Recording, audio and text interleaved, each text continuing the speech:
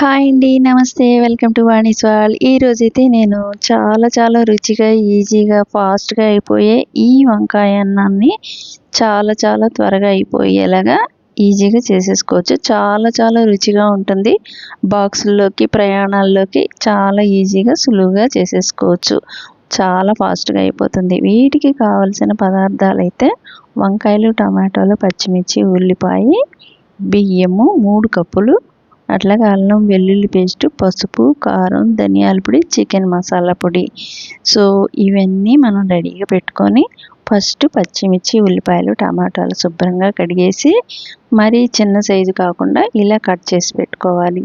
So అవి cut చేసుకున్నాక వంకాయలు కూడా వాటర్లో ఉప్పు నీళ్ళలో వేసి కట్ చేసి పెట్టుకోవాలి. కొంచెం పెద్ద ముక్కలే చేసుకోవాలి.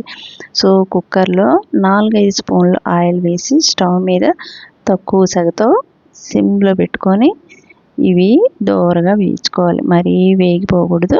కొంచెం దోరగా వేయించుకొని 1 మినిట్ హై టు లో పెట్టుకుంటూ వేయించుకోవాలి. సో ఇప్పుడు తరిగి పెట్టుకున్న ఉప్పు నీళ్ళల్లో వేసిన ఈ వంకాయల్ని వేసిన వెంటనే ఉప్పు వేసేయాలి, లేదా కండ్రెక్కిపోతాయి. ఎప్పుడైనా వంకాయలకి అట్లా ఉప్పు వేసేయాలి వెంటనే. అది 1 నిమిషం వేపగానే టమాటాలు కూడా వేసేసి ఒక 2 నిమిషాలు బాగా వేపండి. వేపినాక మనం పక్కన పెట్టుకున్న పొళ్ళు ఉంటాయి కదా, 1 టీ స్పూన్ కారము, పావు టీ స్పూన్ పసుపు, అట్లాగే 1 టీ స్పూన్ ధనియాల పొడి, 2 టీ స్పూన్ల చికెన్ మసాలా పొడి.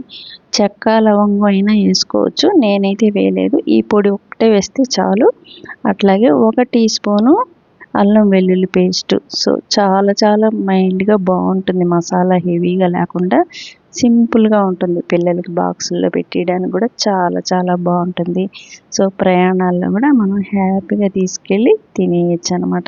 టేస్ట్ చాలా బాగుంటుంది. ఒక్కసారి చేస్తే వదిలిపెట్టరు. ఇలా ఒక 2 నిమిషాలు మాగనిద్దాం. పచ్చి వాసన పోయే వరకు కొంచెం అట్లా వేపామంటే బాగుంటుంది.